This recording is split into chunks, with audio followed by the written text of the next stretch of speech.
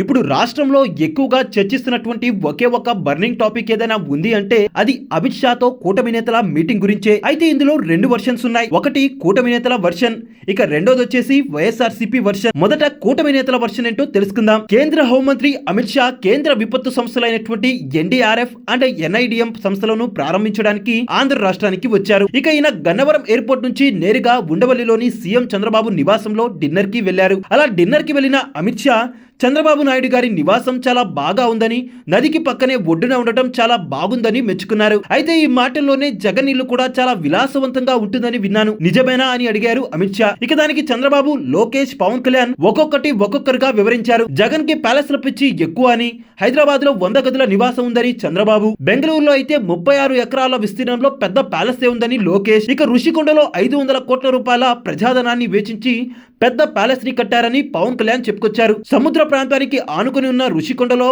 ఇటువంటి నిర్మాణం చేపట్టినందుకు గాను నేషనల్ గ్రీన్ ట్రిబ్యునల్ 200 కోట్ల రూపాయల జరిమానా విధించిందని పవన్ కళ్యాణ్ చెప్పుకొచ్చారు. ఇక ఆ తర్వాత అమిత్ షా జగన్ ఓడిన తర్వాత ఎటువంటి ప్లాన్స్ తో జనాల్లోకి వెళ్తున్నారు అని అడిగారు. ఇక దానికి జగన్ ఎక్కువగా జనాల్లో అయితే రావడం లేదు, కూటమి ప్రభుత్వంపై అడపాదడపా విమర్శలు గుప్పించడం, అప్పుడప్పుడు ఏదైనా ఒక నిరసన కార్యక్రమం తెలియచేయడం, సోషల్ మీడియాలో ఫేక్ ప్రచారాలు చేయడం తప్ప ఏమీ చేయటం లేదని, కాకపోతే ఈ మధ్య జనాల్లోకి వస్తున్నట్టుగా లీకులు అయితే వస్తున్నాయని, కానీ బయటికి ఎప్పుడు వస్తారో ఇంకా స్పష్టంగా తెలియజేయలేదని చెప్పుకొచ్చారు. ఇక ఇప్పుడు వైసీపీ వర్షన్ ఏంటో విందాం. జగన్ ప్యాలెస్ ల గురించి చెప్పిన కూటమి నాయకులని టార్గెట్ చేస్తూ హైదరాబాద్ లోని లోటస్ పాండ్ నివాసంలో 100 గదులు ఉన్నట్టుగా పచ్చి అబద్ధాలు చెప్తున్నారని, దమ్ముంటే ఎవరైనా కెమెరాలతో రండి చూపిస్తామంటూ చెప్పుకొస్తున్నారు. ఇక నేషనల్ గ్రీన్ ట్రిబ్యునల్ 200 కోట్ల రూపాయల జరిమానా విధించిందని చెప్తున్నటువంటి మాటలైతే బహు సత్య దూరమని, అసలు ఇది రుజువు చేయమని, అలానే జగన్ పై గ్రీన్ ట్రిబ్యునల్ జరిమానా విధించిందని చెప్తున్నటువంటి వీళ్ళు ఉండవల్లిలోని నారా లోకేష్, సీఎం చంద్రబాబు ఉన్నటువంటి నివాసం నదీ పరివాహక ప్రాంతంలో కట్టినది కాదా,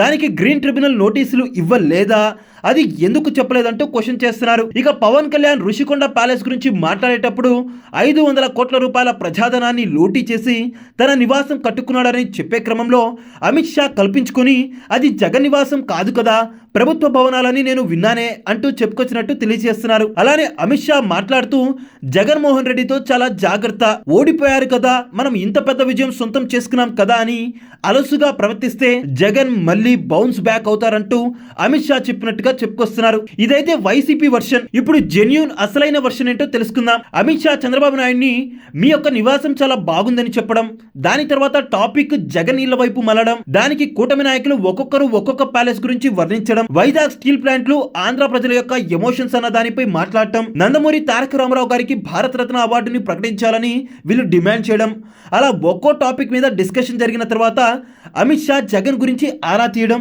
దానికి కూటమి నాయకులు ఆ విషయాలు చెప్పడం, లాస్ట్ కి అమిత్ షా కూటమి నాయకులకి జగన్ తో జాగ్రత్తగా ఉండండి, జగన్ ఏ మూమెంట్ లో అయినా మళ్ళీ స్వింగ్ లోకి వస్తారు, జగన్ ప్రజల్లోకి వెళ్ళినప్పుడు ప్రభుత్వాన్ని ప్రశ్నించడానికి ఎటువంటి అవకాశం కూడా ఇవ్వకూడదు, ఏ తప్పులు కూడా చేయకుండా పరిపాలన సజావుగా సాగించమని సూచించినట్టు సమాచారం. 151 నుంచి 11 స్థానాలకి పడిపోయినా కూడా అమిత్ షా ప్రత్యేకంగా జగన్ గురించి ఆరా తీయడం, జగన్ తో జాగ్రత్త అని చెప్పడం, జగన్ జనాల్లోకి వెళ్తే మళ్ళీ ప్రజాదరణ సొంతమవుతుందని చెప్పడం, ఏ తప్పులు లేకుండా చూసుకోవాలని చెప్పడం, ఇది డెఫినెట్ గా వైసీపీ శ్రేణుల్లో ఒక కొత్త జోష్ అయితే ఇచ్చిందని చెప్పవచ్చు.